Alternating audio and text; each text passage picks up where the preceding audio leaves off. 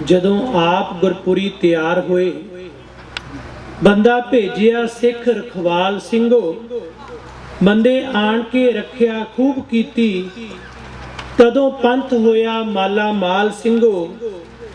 जदों बंदे ने गमन परलोक कीता, कम पंथ ने लिया संभाल सिंघो। पंथ विच होए कई सिंह सूरे, जेड़े पंथ दे बने रखवाल सिंघो। उन्हां जुहद मुसीबतां झल्लियां सी, हथों छड्डी ना तेग ते ढाल सिंघो। पिछों सिंह रणजीत ने जोर पाया, कीता आकियां दा मंदा हाल सिंघो। हरी सिंह वर्गे जरनैल सूरे, नेक दिल आजाद ख्याल सिंघो। फूला सिंह अकाली सी वड्डा सूरा, नित रखदा ओट अकाल सिंघो। मारे पापियां कर खवार बीरो, बोलो मुखों अकाल अकाल सिंघो। खालसा जी गदर लहर दी कविता दे नाल आप जी दे चरनां च हाज़री लवाउंदे होए फतेह सांझी करदे हां। वाहिगुरू जी का खालसा, वाहिगुरू जी की फतेह। अज गदर शताब्दी नूं समर्पित ये 2 दिना 100 साला कानफ्रेंस जो वैनकूवर लोअर मेनलैंड ਅਤੇ कैनेडा ਦੇ सिख संस्थावां गुरुद्वारा सोसाइटियां ਤੇ ਜਥੇਬੰਦੀਆਂ ਵੱਲੋਂ ਕਰਵਾਈ ਜਾ ਰਹੀ ਹੈ। ਉਸ ਦੇ ਵਿੱਚ ਦਾਸ ਨੂੰ ਹੁਕਮ ਹੋਇਆ ਕਿ ਗਦਰ ਲਹਿਰ ਦੇ ਸਾਹਿਤ ਤੇ ਸਿੱਖ ਵਿਰਾਸਤ ਦਾ ਪ੍ਰਭਾਵ ਕੀ ਹੈ, ਇਸ ਤੇ विचार साझे किए जान। गुरु ग्रंथ साहिब जी की पावन सरप्रस्ती ते अगवाई दे विच कन्वेंशन हो रही है। खालसा जी थां थां ते कुछ साइन बोर्ड लगे हुए ने, जिन्हां ते कुछ तस्वीरां लगियां, चाहे वह संत तेजा सिंह जी दी है, बाबा विसाखा सिंह, शहीद करतार सिंह सराभा, भाई बलवंत सिंह, शहीद मेवा सिंह, भाई भाग सिंह, जां इस दे नाल नाल उस तो बाद दे होर शहीद। साहित्य कौम दा सरमाया हुंदा है। सिख कौम साहित्य तो प्रेरणा लेके अगे तुरी है।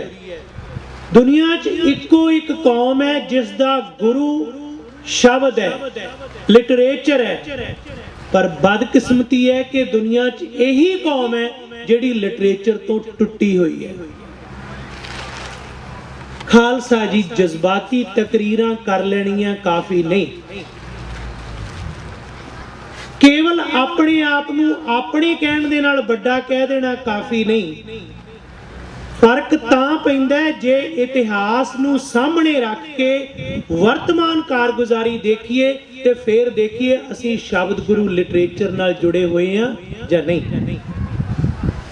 जिस गदर लहर दी गल असीं करदे हां, उस गदर लहर दा समुच्चा साहित्य जे प्रभावित सी तां प्रमुख रूप दे विच साहिब श्री गुरु ग्रंथ साहिब ਅਤੇ ਸਿੱਖ ਇਤਿਹਾਸ ਦੇ ਵਿਰਾਸਤ ਦੇ ਪਹਿਲੂ ਤੋਂ ਕਿਸ ਗੱਲ ਦੀ ਉਦਾਹਰਨ ਸਾਂਝੀ ਕਰੀਏ, ਕਿੱਥੋਂ ਵੇਰਵਾ ਸਾਂਝਾ ਕਰੀਏ। ਗਦਰ ਲਹਿਰ ਦਾ ਤਾਂ ਮੁੱਢ ਹੀ ਗੁਰੂ ਗ੍ਰੰਥ ਸਾਹਿਬ ਦੇ ਪਾਵਨ ਹੁਕਮਨਾਮੇ ਦੇ ਵਿੱਚੋਂ ਵੱਜਿਆ, ਜਦੋਂ ਭਾਈ ਸਾਹਿਬ ਭਾਈ ਵਿਸਾਖਾ ਸਿੰਘ ਜੀ, ਬਾਬਾ ਜਵਾਲਾ ਸਿੰਘ ਜੀ ਠੱਠੀਆਂ, महान व्यक्ति संतोख सिंह कोल बैठे अमेरिका दे विच ते फैसला होया कि कुछ ना कुछ इहो जिहा ढांचा घड़िया जाए, एक मंच तैयार किया जाए जितों आज़ादी की आवाज़ आए। तो फैसला यह होया कि पहला गुरु ग्रंथ साहिब जी तो हुक्मनामा लो, जे इजाजत मिलती है तो यह कदम चुको। ये मुढ़ सी ਇਸ ਦੀ ਪਿੱਠ ਭੂਮੀ 'ਚ ਕੈਨੇਡਾ ਦੀ ਧਰਤੀ ਤੇ 1906 ਦੇ ਵਿੱਚ ਜਦੋਂ ਦਰਅਸਲ ਉਹ ਲੋਕ ਜਿਨ੍ਹਾਂ ਦੇ ਅੰਦਰ ਗੁਰਸਿੱਖੀ ਦੀ ਭਾਵਨਾ ਸੀ ਇੱਥੇ ਮੌਜੂਦ ਹੋਏ, ਹੋ ਰਹੀਆਂ ਜ਼ਿਆਦਤੀਆਂ ਨੂੰ ਤੱਕਿਆ, ਨਸਲਵਾਦ ਨੂੰ ਵੇਖਿਆ, ਹਾਲਾਤ ਜੋ ਅੱਤ ਤਰ੍ਹਾਂ ਦੇ ਬੱਤਰ ਸਨ ਉਹਨਾਂ ਨੂੰ ਦੇਖਿਆ, ਤਾਂ ਫੈਸਲਾ ਇਹ ਕੀਤਾ ਕਿ ਸਾਡਾ ਇੱਕੋ ਇੱਕ ਟਿਕਾਣਾ, ਜੇ ਇਸ ਮੁਸੀਬਤ ਚੋਂ ਬਚਣਾ ਤਾਂ ਗੁਰੂ ਗ੍ਰੰਥ ਸਾਹਿਬ ਜੀ ਤੋਂ ਪ੍ਰੇਰਨਾ ਲੈ ਕੇ ਇੱਕ ਅਸਥਾਨ ਸਥਾਪਿਤ ਕੀਤਾ ਜਾਏ ਜਿਹੜਾ ਕਿ ਸਾਡਾ ਸਿੱਖੀ ਸੋਚ ਦੇ ਮੁਤਾਬਕ ਹੋਏ। ਉਸ ਵੇਲੇ ਖਾਲਸਾ ਦੀਵਾਨ ਸੁਸਾਇਟੀ ਦੀ ਸਥਾਪਨਾ ਹੋਈ ਤੇ ਗਦਰ ਲਹਿਰ ਦੀ ਸਥਾਪਨਾ ਦੇ ਵਿੱਚ ਜੇਕਰ ਕੋਈ ਸੰਸਥਾ ਕੇਂਦਰੀ ਰਹੀ ਹੈ ਤਾਂ ਉਹ ਖਾਲਸਾ ਦੀਵਾਨ ਸੁਸਾਇਟੀ ਕੇਂਦਰੀ ਰਹੀ ਹੈ। ਖਾਲਸਾ ਜੀ ਗਦਰ ਲਹਿਰ ਦੇ ਇਤਿਹਾਸ ਅਤੇ ਵਿਰਸੇ ਦੇ ਵਿੱਚ ਸਿੱਖ ਇਤਿਹਾਸ ਤੇ ਸ਼ਹਾਦਤਾਂ ਦੀ ਕੀ ਭੂਮਿਕਾ ਹੈ। ਜੇਕਰ ਇਹ ਤੱਕਣਾ ਤਾਂ ਸਭ ਤੋਂ ਪਹਿਲਾਂ ਭਾਈ ਭਾਗ ਸਿੰਘ ਜੀ ਜਿਹੜੇ ਕਿ ਮੋਢੀ ਯੋਧਿਆਂ ਦੇ ਵਿੱਚੋਂ, ਯੋਧਿਆਂ ਤੇ ਸੂਰਬੀਰਾਂ ਦੇ ਵਿੱਚੋਂ ਸਨ, ਉਹਨਾਂ ਬਾਰੇ ਸਾਨੂੰ ਵਿਚਾਰਨਾ ਪੈਣਾ। ਇੱਕ ਸਮਾਂ ਸੀ ਕੈਨੇਡਾ ਦੇ ਵਿੱਚ ਸਾਬਕਾ ਫੌਜੀ ਆਏ, ਉਹ ਫੌਜੀ ਕਿਸੇ ਸਮੇਂ ਬ੍ਰਿਟਿਸ਼ ਸਾਮਰਾਜ ਦਾ ਹਿੱਸਾ ਸਨ। ਉਹਨਾਂ ਦੇ ਵਾਸਤੇ ਉਹਨਾਂ ਨੇ ਕੰਮ ਕੀਤਾ, ਨੌਕਰੀਆਂ ਕੀਤੀਆਂ, ਪਰ ਉਹੀ ਫੌਜੀ ਜਦੋਂ ਪੰਜਾਬ ਤੋਂ ਕੈਨੇਡਾ ਦੇ ਵਿੱਚ ਆ ਕੇ ਇੱਥੋਂ ਦੇ ਹਾਲਾਤ ਨੂੰ ਵੇਖਦੇ ਤਾਂ ਉਹਨਾਂ ਦੇ ਮਨ 'ਚ ਇਹ ਹੋਇਆ ਕਿ ਇੱਥੇ ਵੀ ਆਜ਼ਾਦੀ ਦੀ ਲਹਿਰ ਜਿਹੜੀ ਹੈ ਅਸਲ ਦੇ ਵਿੱਚ ਜਗਾਉਣੀ ਜ਼ਰੂਰੀ ਹੈ, ਕਿਉਂਕਿ ਅਸੀਂ ਗੁਲਾਮ ਲੋਕ ਆ ਇੱਥੇ ਤੇ ਗੁਲਾਮੀ ਹਮੇਸ਼ਾ ਹੀ ਵਿਅਕਤੀ ਨੂੰ ਕਿਸ ਹੱਦ ਤੱਕ ਨੀਵਾਂ ਸੁੱਟਦੀ ਹੈ। ਬਾਬਾ ਫਰੀਦ ਜੀ ਦਾ ਅਧਿਆਤਮਿਕ ਚਿੰਤਨ ਦਾ ਵਚਨ ਹੈ, ਫਰੀਦਾ ਬਾਰ ਪਰਾਏ ਬੈਸਣਾ ਸਾਈਂ ਮੁਝੇ ਨਾ ਦੇ, ਜੇ ਤੂੰ ਐਵੇਂ ਰੱਖ ਸੀ ਜਿਉ ਸਰੀਰੋ ਲੈ। ਤੇ ਉਸ ਵੇਲੇ ਕੀ ਹੋਇਆ, ਅਕਤੂਬਰ ਦੀ ਤਾਰੀਖ ਸੀ। ਇਤਿਹਾਸਕ ਪੰਨੇ ਦੇ ਵਿੱਚ ਤੁਹਾਡੇ ਕੋਲ ਮੈਗਜ਼ੀਨ ਆਉਣਗੇ, ਉਹਨਾਂ 'ਚ ਤੁਸੀਂ ਲੇਖ ਦੇ ਇੱਕ ਕਰਮਵਾਰ ਪੰਨੇ ਦੇ ਵਿੱਚ ਸਾਰੀ ਜਾਣਕਾਰੀ ਲਓਗੇ। ਸਿਰਫ ਹਵਾਲੇ ਦੇ ਤੌਰ ਤੇ ਮੈਂ ਕੁਝ ਜਾਣਕਾਰੀ ਦੇ ਰਿਹਾ। ਸਨ 1908 ਦੇ ਵਿੱਚ ਇਹ ਘਟਨਾ ਵਾਪਰੀ ਜਦੋਂ ਭਾਈ ਭਾਗ ਸਿੰਘ ਤੇ ਉਹਨਾਂ ਦੇ ਮਿੱਤਰ ਖਾਲਸਾ ਦੀਵਾਨ ਸੁਸਾਇਟੀ ਦੇ ਵਿੱਚ ਮੌਜੂਦ ਸਨ। 3 ਅਕਤੂਬਰ 1909 ਦੀ ਇੱਕ ਘਟਨਾ ਹੈ ਕਿ ਇੱਕ ਭਾਈ ਨੱਥਾ ਸਿੰਘ ਬਿਲਗਾ ਨਾਂ ਦਾ ਵਿਅਕਤੀ ਉਹ ਗੁਰਦੁਆਰਾ ਸਾਹਿਬ ਆਇਆ, ਕਹਿਣ ਲੱਗਿਆ ਕਿ ਇੰਨੇ ਇਨਸਿਗਨੀਏ ਅੰਗਰੇਜ਼ ਫੌਜ ਦੇ ਇੰਨੇ ਮੈਡਲ ਤੇ ਸਾਰਾ ਕੁਝ ਤੁਸੀਂ ਇੱਥੇ ਰੱਖ ਕੇ ਆਪਣੇ ਆਪ ਨੂੰ ਉਹਨਾਂ ਦੇ ਸਰਕਾਰ ਦੇ ਹਕੂਮਤ ਦੇ ਮੁਤਲਕ ਬੜੇ ਵੱਡੇ ਫੌਜੀ ਮਹਿਸੂਸ ਕਰਦੇ ਹੋ, ਕੀ ਤੁਹਾਨੂੰ ਹਾਸਲ ਹੋਇਆ, ਕੀ ਇਹ ਤੁਹਾਡੀਆਂ ਉਪਾਧੀਆਂ ਕਰਨਗੀਆਂ? ਤਾਂ ਉਸ ਵੇਲੇ ਗੁਰਦੁਆਰਾ ਸਾਹਿਬ ਦੇ ਉਸ ਦਾਇਰੇ ਦੇ ਵਿੱਚ ਅੱਗ ਲਾ ਕੇ ਉਹਨਾਂ ਸਾਰੇ ਇਨਸਿਗਨੀਆਂ ਨੂੰ ਫੂਕਿਆ ਗਿਆ ਤੇ ਇੱਕੋ ਇੱਕ ਫੈਸਲਾ ਇਹ ਕੀਤਾ ਗਿਆ ਕਿ ਅੱਜ ਜਿਹੜੀ ਇਹ ਅੱਗ ਬਾਲੀ ਗਈ ਹੈ, ਇਸ ਅੱਗ ਦੇ ਵਿੱਚੋਂ ਕੋਈ ਇਹੋ ਜੀ ਲਹਿਰ ਜਨਮ ਲਏਗੀ ਜਿਹੜੀ ਇਸ ਰਾਜ ਨੂੰ ਖਤਮ ਕਰੇਗੀ। ਤੇ ਖਾਲਸਾ ਜੀ ਉਸੇ ਅਗਨੀ ਦੇ ਵਿੱਚੋਂ ਜਨਮੀ ਲਹਿਰ 1913 ਦੇ ਵਿੱਚ 21 ਅਪ੍ਰੈਲ ਨੂੰ ਅਮਰੀਕਾ ਦੇ ਵਿੱਚ ਗਠਿਤ ਹੋਈ, ਜਿਸ ਨੂੰ ਉਸ ਵੇਲੇ ਗਦਰ ਲਹਿਰ ਦੀ ਮਹਾਨ ਇਤਿਹਾਸਿਕ ਲਹਿਰ ਦੇ ਤੌਰ ਤੇ ਸਥਾਪਨਾ ਦੀ ਤਾਰੀਖ ਮੁਤਾਬਕ ਗਿਣਿਆ ਜਾਂਦਾ ਹੈ। ਜਦੋਂ 1913 ਨੂੰ 1 ਨਵੰਬਰ ਨੂੰ ਇੱਕ ਮੈਗਜ਼ੀਨ ਆਰੰਭ ਹੋਇਆ ਜਿਸ ਦੇ ਵਿੱਚ ਮੁੱਖ ਰੂਪ ਦੇ ਵਿੱਚ ਸ਼ਹੀਦ ਕਰਤਾਰ ਸਿੰਘ ਸਰਾਭਾ ਮਹਾਨ ਯੋਧੇ ਦੀ ਕੁਰਬਾਨੀ ਸੀ, ਤਾਂ ਉਸ ਯੁਗਾਂਤਰ ਆਸ਼ਰਮ ਕਹੇ ਜਾਂਦੇ ਥਾਂ ਦੇ ਵਿੱਚ ਅਸਲ 'ਚ ਪ੍ਰੇਰਨਾ ਗੁਰੂ ਗ੍ਰੰਥ ਸਾਹਿਬ ਜੀ ਦੀ ਸੀ। ਜੋ ਤੋ ਪ੍ਰੇਮ ਖੇਲਣ ਕਾ ਚਾਓ, ਸਿਰ ਧਰ ਤਲੀ ਗਲੀ ਮੇਰੀ ਆਓ। ਉਹ ਪੰਕਤੀ ਨੂੰ ਗਦਰ ਲਹਿਰ ਦੇ ਆਰੰਭਿਕ ਦੌਰ ਦੇ ਵਿੱਚ ਪਹਿਲੇ ਰਸਾਲੇ ਦੇ ਵਿੱਚ ਛਾਪਿਆ ਗਿਆ ਮੁੱਖ ਪੰਨੇ ਤੇ, ਪਰ ਬਾਅਦ ਦੇ ਵਿੱਚ ਕੀ ਹੋਇਆ ਇਹ ਬਹੁਤ ਲੰਮਾ ਇਤਿਹਾਸ ਹੈ। ਕਿਸ ਤਰੀਕੇ ਨਾਲ ਗਦਰ ਲਹਿਰ ਨੇ ਪ੍ਰੇਰਨਾ ਲਈ ਸਿੱਖੀ ਤੋਂ, ਸਾਹਿਤ ਨੇ ਪ੍ਰੇਰਨਾ ਲਈ ਸਿੱਖੀ ਤੋਂ, ਉਸ ਗੱਲ ਨੂੰ ਜੇਕਰ ਮੂਲ ਰੂਪ ਦੇ ਵਿੱਚ ਦੇਖੀਏ ਤਾਂ ਉਸ ਗਦਰ ਅਖਬਾਰ ਦੇ ਪੰਨੇ 'ਚ ਇੱਕ ਗੱਲ ਝਲਕਦੀ ਸੀ ਕਿ ਅਸੀਂ ਉਸ ਕੌਮ ਦੇ ਵਾਰਸ ਹਾਂ ਜਿਸ ਕੌਮ ਨੇ ਗੁਲਾਮੀ ਨੂੰ ਹਮੇਸ਼ਾ ਲੱਤ ਮਾਰੀ ਹੈ ਤੇ ਆਜ਼ਾਦੀ ਲਈ ਸੰਘਰਸ਼ ਕੀਤਾ। ਹਵਾਲੇ ਦੇ ਤੌਰ ਤੇ ਉਹਨਾਂ ਗਦਰੀ ਬਾਬਿਆਂ ਦੇ ਵਿੱਚੋਂ ਰਚਨਾਵਾਂ ਜਿਹੜੀਆਂ ਕਿ ਸਾਨੂੰ ਇਸ ਗੱਲ ਦਾ ਹਲੂਣਾ ਦਿੰਦੀਆਂ। ਭਾਈ ਕੇਸਰ ਸਿੰਘ ਠੱਠਗੜ੍ਹ ਹੋਏ ਨੇ, ਗਦਰ ਲਹਿਰ ਦੇ ਵਿੱਚ ਉਹਨਾਂ ਦਾ ਸਾਹਿਤ ਮੁੱਖ ਸਥਾਨ ਰੱਖਦਾ ਹੈ। ਦੇਖਣਾ ਇਹ ਹੈ ਕਿ ਉਸ ਕਵਿਤਾ ਦੇ ਵਿੱਚ ਸਿੱਖ ਵਿਰਸੇ ਦਾ ਕੀ ਥਾਂ। ਪ੍ਰੇਰਨਾ ਤਾਂ ਹੀ ਲਈ ਜਾਂਦੀ ਹੈ ਜੇ ਇੱਕ ਪਾਸੇ ਉਸ ਇਤਿਹਾਸ ਨੂੰ ਰੱਖਿਆ ਜਾਏ ਤੇ ਦੂਸਰੇ ਪਾਸੇ ਉਸ ਤੋਂ ਸੇਧ ਦੀ ਗੱਲ ਹੋਵੇ। ਕੀ ਲਿਖਦੇ ਨੇ?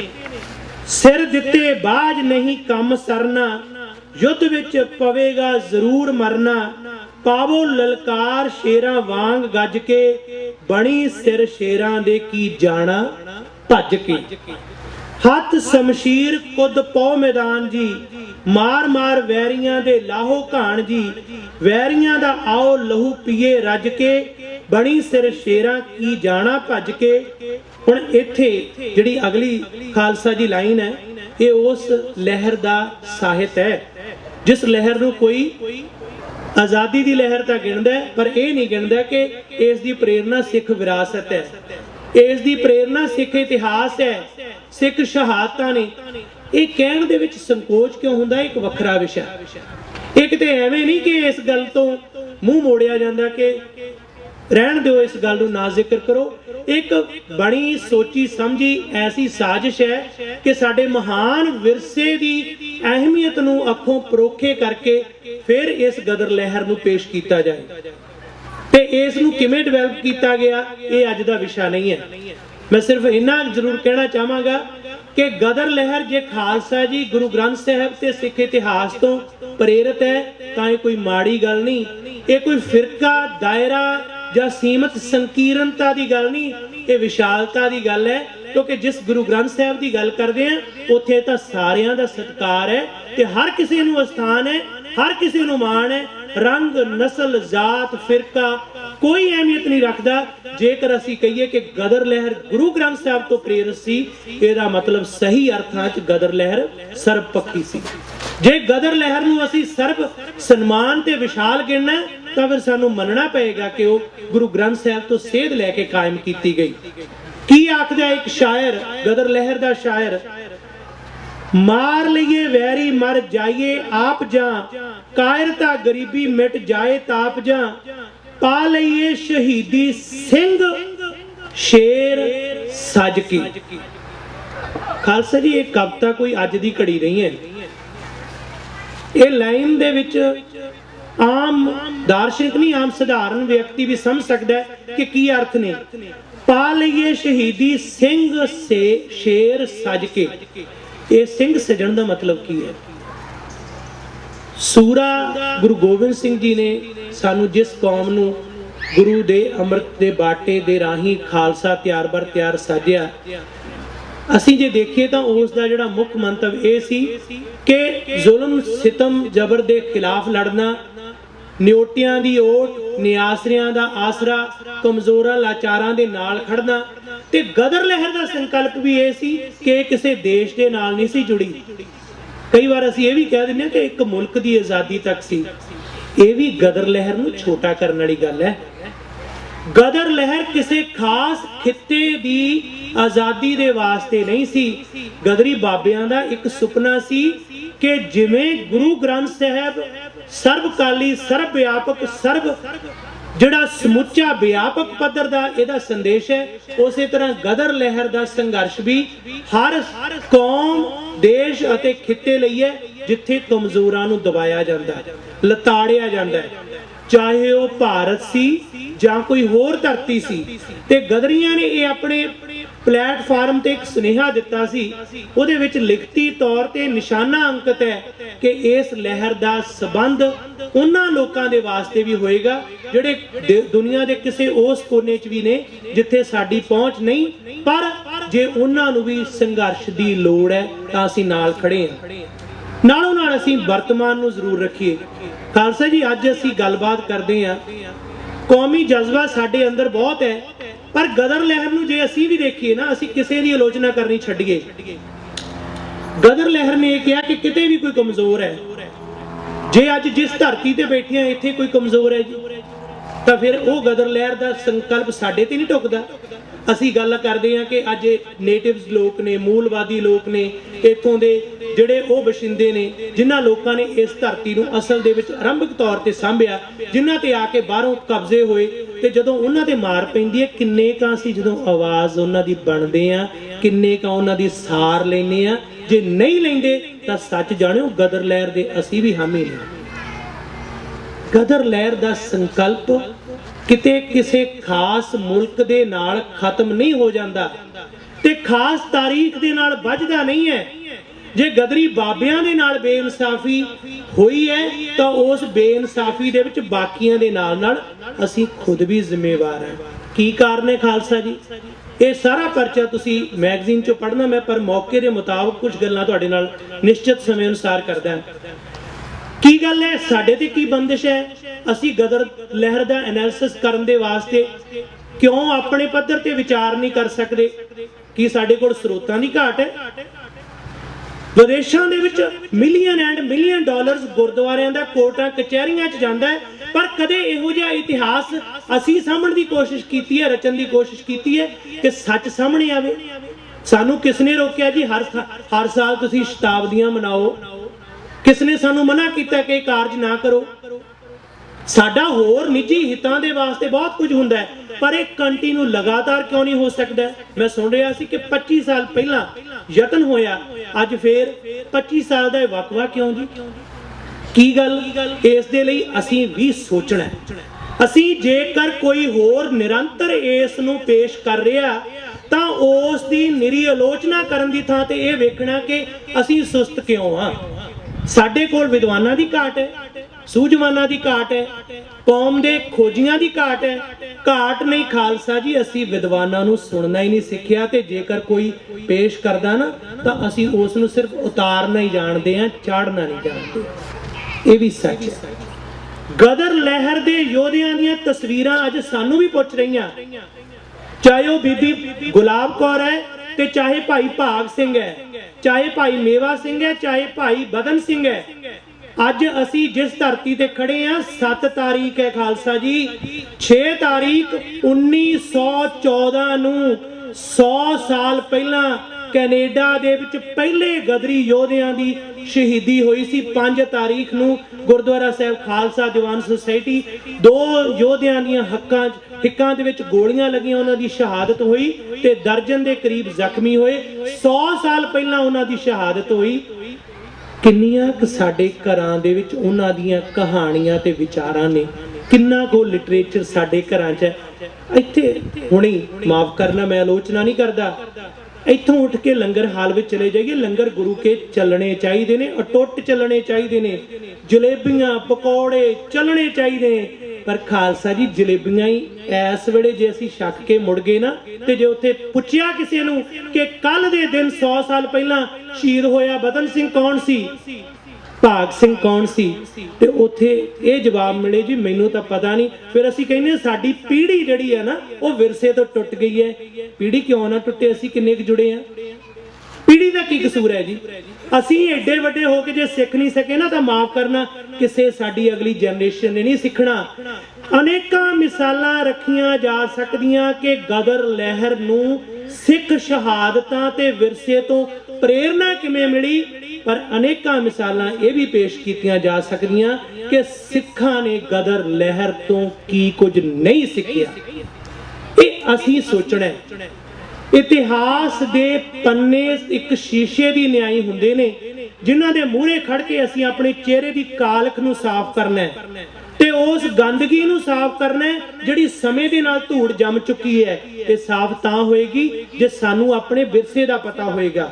ਰਚਨਾਵਾਂ ਤੁਸੀਂ ਪੜ੍ਹਿਓ, ਇੱਕ ਇੱਕ ਪੰਨਾ ਪੜ੍ਹੋ, ਖੂਨ ਖੌਲਦਾ ਹੈ। ਕੁਝ ਇੱਕ ਐਸੇ ਆਲੋਚਕ ਵੀ ਮੈਂ ਸੁਣੇ ਜਿਹੜੇ ਕਹਿ ਰਹੇ ਸਨ ਕਿ ਗਦਰ ਲਹਿਰ ਦਾ ਸਾਹਿਤ ਇਹੋ ਜਿਹਾ ਸਾਹਿਤ ਹੈ ਜਿਹੜਾ ਨੀਰਸ ਹੈ, ਜਿਹੜਾ ਕਿ ਅੱਜ ਦੇ ਪ੍ਰਯੋਗਵਾਦੀ ਸਾਹਿਤ ਦਾ ਨਮੂਨਾ ਨਹੀਂ, ਕਲਾ ਨਹੀਂ ਹੈ, ਉਹਦੇ 'ਚ ਅਲੰਕਾਰ ਨਹੀਂ ਹੈ, ਉਹਦੇ 'ਚ ਉਹ ਜਿਹੜਾ ਸੋਹਜ ਨਹੀਂ ਮਿਲਦਾ। ਖਾਲਸਾ ਜੀ ਜਿਹੜਾ ਖੂਨ ਦੇ ਨਾਲ ਰੰਗ ਕੇ ਲਿਖਿਆ ਸਾਹਿਤ ਹੈ ਨਾ 100 ਸਾਲ ਬਾਅਦ ਵੀ ਯਾਦ ਆਉਂਦਾ ਹੈ। ਹਿੰਦ ਵਾਸੀਓ ਰੱਖਣਾ ਯਾਦ ਸਾਨੂੰ, ਕਦੇ ਦਿਲਾਂ ਤੋਂ ਨਾ ਭੁਲਾ ਜਾਣਾ। ਖਾਤਰ ਵਤਨ ਦੀ ਲੱਗੇ ਹਾਂ ਚੜਨ ਫਾਂਸੀ, ਸਾਨੂੰ ਦੇਖ ਕੇ ਨਹੀਂ ਘਬਰਾ ਜਾਣਾ। 100 ਸਾਲ ਬਾਅਦ ਵੀ ਅੱਜ ਯਾਦ ਹੈ। ਤੇ ਅੱਜ ਦੇ ਅਖੌਤੀ ਸਾਹਿਤਕਾਰ ਜਿਹੜੇ ਗਦਰ ਲਹਿਰ ਦੇ ਸਾਹਿਤ ਨੂੰ ਅਖੌਤੀ ਸਾਹਿਤ ਦੀ ਕਸਵੱਟੀ ਤੇ ਰੱਦ ਕਰਦੇ ਨੇ, ਉਹਨਾਂ ਨੂੰ ਮੈਂ ਪੁੱਛਣਾ ਚਾਹਾਂਗਾ ਕਿ ਆਪਣੀ ਕਵਿਤਾ ਦੀਆਂ 2 ਲਾਈਨਾਂ ਵੀ ਯਾਦ ਕਰਕੇ ਸੁਣਾ ਦੇਣ। ਉਹਨਾਂ ਨੂੰ ਉਹ ਵੀ ਚੇਤੇ ਨਹੀਂ ਹੁੰਦੀ। ਕਿਉਂ? ਜਿਹੜੀ ਚੀਜ਼ ਆਪਣੇ ਸੰਗ ਦੇ ਥੱਲੇ ਨਹੀਂ ਉਤਰਦੀ, ਉਹ ਕਿਸੇ ਨੂੰ ਕਿਵੇਂ ਚੁਕਾਓਗੇ? ਜਿਹੜੀ ਗੱਲ ਦੇ ਨਾਲ ਤੁਸੀਂ ਆਪ ਸਹਿਮਤ ਨਹੀਂ, ਉਹ ਤੁਹਾਡੀ ਗੱਲ ਨਾਲ ਦੂਜਾ ਕਿਵੇਂ ਸਹਿਮਤ ਹੋਏਗਾ? ਗਦਰ ਲਹਿਰ ਦੇ ਸਾਹਿਤ ਦੀਆਂ ਅੱਜ ਉਹ ਰਚਨਾਵਾਂ, ਜਿਵੇਂ ਪਹਿਲਾਂ ਜ਼ਿਕਰ ਹੋਇਆ, ਘਰੋਂ ਮਿਲਣ ਧੱਕੇ ਬਾਹਰ ਮਿਲੇ ਢੋਈ ਨਾ, ਸਾਡਾ ਪਰਦੇਸੀਆਂ ਦਾ ਦੇਸ਼ ਕੋਈ ਨਾ। ਅੱਜ ਲੋਕ ਅਖਾਣ ਬਣ ਚੁੱਕੇ ਨੇ, ਸਿਰ ਦਿੱਤੇ ਬਾਝੋਂ ਨਹੀਂ ਸਰਨਾ। ਜਦੋਂ ਕਰਤਾਰ ਸਿੰਘ ਸਰਾਭਾ ਇਹ ਕਵਿਤਾ ਪੜ੍ਹਦੇ ਹੁੰਦੇ ਸੀ ਤੇ ਜਿੱਦਣ ਬਾਜ਼ੀ ਪਈ ਨਾ ਤੇ ਕੰਧ ਟੱਪ ਕੇ ਭੱਜਣ ਲੱਗੇ ਤਾਂ ਇੱਕਦਮ ਉਸੇ ਵੇਲੇ ਦਿਮਾਗ 'ਚ ਆਇਆ, ਠਹਿਰ ਕਰਤਾਰ ਸਿੰਘ, ਥਾਂ ਥਾਂ ਤੇ ਤੂੰ ਇਹ ਗੀਤ ਗਾਉਂਦਾ ਸੀ, ਸਿਰ ਦਿੱਤੇ ਬਾਝ ਨਹੀਂ ਸਰਨਾ। ਅੱਜ ਵਾਰੀ ਤੇਰੀ ਆਈ, ਅੱਜ ਤੂੰ ਕਿੱਧਰ ਭੱਜ ਰਿਹਾ? ਉੱਥੇ ਉਸੇ ਪੈਰੀਂ ਵਾਪਸ ਮੁੜ ਪਏ ਕਰਤਾਰ ਸਿੰਘ ਸਰਾਭਾ। ਇਹੀ ਗੱਲ ਸ਼ਹੀਦ ਮੇਵਾ ਸਿੰਘ ਦੀ ਹੈ, ਇਹੀ ਗੱਲ ਭਾਗ ਸਿੰਘ ਹੋਰਾਂ ਦੀ ਹੈ। ਤੇ ਭਾਗ ਸਿੰਘ ਵਰਗੇ ਤੇ ਮੇਵਾ ਸਿੰਘ ਵਰਗੇ ਇਹਨਾਂ ਬਹਾਦਰਾਂ ਨੇ ਸਿੱਖ ਕੌਮ ਦੇ ਮਹਾਨ ਸ਼ਹੀਦ ਹੋਣ ਦੇ ਨਾਲ ਨਾਲ ਗਦਰ ਲਹਿਰ ਦੇ ਮੋਢੀਆਂ ਦੇ ਤੌਰ ਤੇ ਬੜਮੁੱਲਾ ਯੋਗਦਾਨ ਪਾਇਆ। ਅਖੀਰ ਦੇ ਵਿੱਚ ਮੈਂ ਸਿਰਫ ਚੰਦ ਕੁਝ ਰਚਨਾਵਾਂ ਦੇ ਵਿੱਚੋਂ ਹਿੰਟ ਮਾਤਰ ਤੁਹਾਡੇ ਨਾਲ ਸਾਂਝਾ ਕਰ ਰਿਹਾ। ਜ਼ਰੂਰ ਇਹਨਾਂ ਨੂੰ ਵਿਚਾਰਨਾ ਤੇ ਪਤਾ ਲੱਗੇਗਾ ਕਿ ਸਿੱਖ ਵਿਰਸੇ ਤੇ ਸ਼ਹਾਦਤਾਂ ਦਾ ਗਦਰ ਲਹਿਰ ਤੇ ਜੋ ਅਸਰ ਪਿਆ, ਉਸ ਨੂੰ ਅਸੀਂ ਅਗਾਂਹ ਤੋਰਨਾ ਹੈ। ਇਹ ਪਰਚਾ ਕੋਈ ਸਾਰਥਕ ਤੇ ਆਖਰੀ ਕਦਮ ਨਹੀਂ ਹੈ, ਇੱਕ ਨਿਗੂਣਾ ਜਿਹਾ ਛੋਟਾ ਜਿਹਾ ਯਤਨ ਹੈ ਤੇ ਸਾਡੀ ਵਿਤਵਤਾ ਕਿਸੇ ਅਰਥ ਨਹੀਂ ਹੈ। ਇਹ ਸਿਰਫ ਇੱਕ ਆਰੰਭਿਕ ਯਤਨ ਹੈ। ਇਹ ਕਾਨਫਰੰਸ ਕੋਈ ਸਿਖਰ ਨਹੀਂ ਹੈ, ਇਹ ਪਹਿਲਾ ਕਦਮ ਹੈ। ਖਾਲਸਾ ਜੀ ਇਹਨੂੰ ਲੈ ਕੇ ਚੱਲਣਾ ਤਾਂ ਸਾਡਾ ਕੁਝ ਬਣਨਾ ਹੈ। ਜੇਕਰ ਅੱਜ ਹੁੰਦੇ ਦੀਪ ਸਿੰਘ ਵਰਗੇ ਮਿਹਣੇ ਸਿੰਘਾਂ ਨੂੰ ਵੱਜਦੇ ਮੋੜਕਾਂ ਨੂੰ, ਇਹ ਗਦਰੀ ਬਾਬੇ ਕਹਿ ਰਹੇ ਨੇ, ਜੇਕਰ ਅੱਜ ਹੁੰਦੇ ਮਨੀ ਸਿੰਘ ਭਾਈ, ਹਿੰਦੁਸਤਾਨ ਹੁੰਦਾ ਭਲਾ ਚੌੜਕਾਂ ਨੂੰ। ਲੋਕ ਆਖਦੇ ਸਿੰਘ ਇਹ ਬੜੇ ਪੈੜੇ। ਅਸਲ ਦੇ ਵਿੱਚ ਕੀ ਗੱਲ ਹੈ? ਇਤਿਹਾਸ ਦੇ ਵਿੱਚ ਇਹ ਜਿਹੜੀਆਂ ਗੱਲਾਂ ਨੇ ਨਾ, ਅੱਜ ਵੀ ਸਾਡੇ ਤੇ ਟੁਕਦੀਆਂ ਨੇ। ਕਿਉਂ? ਕਿਉਂਕਿ ਅੱਜ ਵੀ ਉਹੀ ਹਾਲਤ ਹੈ। ਇਹ ਗਦਰੀ ਬਾਬੇ ਉਦੋਂ ਹੀ ਨਹੀਂ ਸੀ ਆਵਾਜ਼ਾਂ ਮਾਰ ਰਹੇ, ਹੁਣ ਵੀ ਸਾਨੂੰ ਉਹੀ ਗੱਲ ਕਹਿ ਰਹੇ ਨੇ। ਅਸੀਂ ਸ਼ੇਰਾਂ ਦੇ ਪੁੱਤ ਹਾਂ, ਸ਼ੇਰ ਮਰਦੋ, ਪਏ ਪਿੰਜਰੇ ਹੌਸਲੇ ਤੋੜ ਕਾਹਨੂੰ। ਬੋਲੋ ਗੱਜ ਕੇ ਮਾਰੀਏ ਗੋਰਿਆਂ ਨੂੰ, ਬੈਠੇ ਸ਼ਰਮ ਦੀ ਲੱਜ ਨੂੰ ਤੋੜ ਕਾਹਨੂੰ। ਹਿੰਦੁਸਤਾਨ ਦੇ 30 ਕਰੋੜ ਬੰਦੇ ਕਰਦੇ ਰਾਜ, ਇਹ 4 ਕਰੋੜ ਕਾਹਨੂੰ। ਉਹ 30 ਕਰੋੜਾਂ ਬਾਰੇ ਇਹ ਗੱਲ ਕਹੀ ਸੀ ਕਦੇ ਭਾਈ ਸੋਹਣ ਸਿੰਘ ਭਕਨਾ, ਜਦੋਂ ਰੈਸਟੋਰੈਂਟ ਦੇ ਵਿੱਚੋਂ ਵਾਪਸ ਮੋੜੇ ਗਏ ਨਾ, ਤਾਂ ਉਹ ਕਹਿੰਦੇ ਭੇਡਾਂ ਤੇ ਬੱਕਰੀਆਂ ਦੀ ਗਿਣਤੀ ਜਿੰਨੀ ਮਰਜ਼ੀ ਹੋਵੇ, ਉਹਨਾਂ ਦੀ ਗਿਣਤੀ ਨਹੀਂ ਗਿਣੀ ਜਾਂਦੀ। ਗਿਣਤੀ ਉਹ ਗਿਣੀ ਜਾਂਦੀ ਹੈ ਕਿ ਇਕੱਲਾ ਵਿਅਕਤੀ ਵੀ ਕਾਫਲਾ ਬਣਾ ਲੈਂਦਾ ਹੈ। ਤੇ ਖਾਲਸਾ ਜੀ, ਵਿਅਕਤੀ ਭੀੜਾਂ ਦੇ ਵਿੱਚੋਂ ਸਿਆਣੇ ਨਹੀਂ ਗਿਣੇ ਜਾਂਦੇ। ਅੱਜ ਤੁਸੀਂ ਬੈਠੇ ਹੋ ਨਾ, ਸਰੀ ਦੀ ਆਬਾਦੀ ਮੈਨੂੰ ਲੱਗਦਾ 1 ਲੱਖ ਤੋਂ ਵੱਧ, ਜਿਨ੍ਹਾਂ ਦੇ ਵਿੱਚ ਆਪ ਸਮੂਹ ਸਾਡੇ ਭਾਈਚਾਰੇ ਦੇ ਲੋਕ ਲੱਖ ਤੋਂ ਵੱਧ ਗਿਣੀ ਜਾਂਦੀ ਹੈ। ਪਰ ਇਹ ਸਰੀ ਦੇ ਨਾਲ ਨਾਲ ਵੈਨਕੂਵਰ ਤੇ ਐਬਸਫੋਰਡ ਸਾਰੇ ਇਲਾਕੇ ਦੀਆਂ ਸੁਸਾਇਟੀਆਂ ਅੰਤਰਰਾਸ਼ਟਰੀ ਕਾਨਫਰੰਸ ਮਨਾ ਰਹੀਆਂ ਨੇ। ਪਰ ਮੈਂ ਇੱਕ ਗੱਲ ਇਹਦੀ ਜੇ ਰੈਲੇਵੈਂਸ ਕਹਾਂ ਤਾਂ ਇੱਕ ਗੱਲ ਜ਼ਰੂਰ ਕਹੂੰਗਾ, ਉਹ ਇਹ ਹੈ ਕਿ ਸਿਆਣੇ ਵਿਅਕਤੀਆਂ ਦੀ ਭੀੜ ਨਹੀਂ ਹੁੰਦੀ ਤੇ ਭੀੜ ਦੇ ਵਿੱਚ ਕਦੇ ਸਿਆਣੇ ਮਨੁੱਖ ਨਹੀਂ ਹੁੰਦੇ। ਤੇ ਖਾਲਸਾ ਜੀ, ਭੀੜਾਂ ਦੇ ਨਾਲ ਕਦੇ ਇਨਕਲਾਬ ਨਹੀਂ ਆਉਂਦੇ। ਇਨਕਲਾਬ ਜਿਹੜੇ ਆਉਂਦੇ ਨੇ ਉਹ ਕੋਈ ਯੋਧਾ ਸੂਰਮਾ, ਜਿਨ੍ਹਾਂ ਦੀ ਅੱਜ ਅਸੀਂ ਦਰਜਨਾਂ ਦੀ ਗੱਲ ਕਰਦੇ ਹਾਂ, ਸੈਂਕੜਿਆਂ ਦੀ ਗੱਲ ਕਰਦੇ ਹਾਂ, ਉਹਨਾਂ ਵਿਅਕਤੀਆਂ ਦੇ ਵਿੱਚੋਂ ਆਉਂਦਾ ਹੈ। ਤੇ ਅੱਜ ਇਹ ਗੱਲ ਸਾਨੂੰ ਸੋਚਣੀ ਪੈਣੀ ਹੈ ਕਿ ਕੇਵਲ ਗਿਣਤੀ ਦੀ ਗੱਲ ਨਹੀਂ, ਕਈ ਵਾਰ ਗਿਣਤੀ ਵਧਾਉਣ ਵੱਲ ਵੀ ਅਸੀਂ ਤੁਰ ਪੈਂਦੇ ਹਾਂ ਕਿ ਫਲਾਣੇ ਸਮਾਗਮ 'ਚ ਅਸੀਂ ਹਜ਼ਾਰਾਂ ਸਾਂ, 1 ਲੱਖ ਸਾਂ, 1.5 ਲੱਖ ਸਾਂ। ਠੀਕ ਹੈ, ਪਕੌੜੇ ਜਲੇਬੀਆਂ ਜਾਂ ਕੁਲਚੇ ਖਾਣੇ, ਉਸ ਦਾ ਲਈ ਇਕੱਠ ਹੋ ਜਾਣਾ ਕਾਫੀ ਨਹੀਂ ਹੈ। ਇਕੱਠ ਉਹ ਹੈ ਕਿ ਜਿਹੜਾ ਸਾਰਥਕ ਗੱਲ ਸੁਣਦਾ ਹੈ ਤੇ ਜਿਸ ਗੱਲ ਨੂੰ ਅੱਗੇ ਆਪਣੀ ਜਨਰੇਸ਼ਨ ਨੂੰ ਪੇਸ਼ ਕਰਦਾ ਹੈ। ਜੇਕਰ ਅੱਜ ਇਹ ਗੱਲ ਉਹਨਾਂ ਕਹੀ ਹੈ, ਮੌਤ ਅਸਾਂ ਦੀ ਜ਼ਿੰਦਗੀ ਕੌਮ ਦੀ ਏ, ਫਰਜ਼ ਆਪਣਾ ਅਸਾਂ ਨਿਭਾ ਜਾਣਾ। ਸਾਡੀ ਯਾਦ ਨੇ ਵਤਨ ਸਪੁੱਤਰਾਂ ਨੂੰ, ਇਸ਼ਕ ਵਤਨ ਦਾ ਅੰਤ ਨੂੰ ਲਾ ਜਾਣਾ। ਪੁੱਤ ਸ਼ੇਰ ਦੇ, ਪੁੱਤ ਸ਼ੇਰ ਦੇ। ਅਸੀਂ ਹਮੇਸ਼ਾ ਕਹਿੰਦੇ ਗੁਰੂ ਗੋਬਿੰਦ ਸਿੰਘ ਜੀ ਦੇ ਸਪੁੱਤਰ ਬਣੋ। इन पुत्रन के शीस पर बार दिए सुत चार, चार मुए तो क्या हुआ जीवत कई हजार। पर केहो जी कई हजार? पुत्र पुत्र शेर दे गजियो शेर वांगू दीना नाथ ना किसे कहा जाना। जेला हैन कालज वतन सेवकां दे इथे अपना नाम लिखा जाना।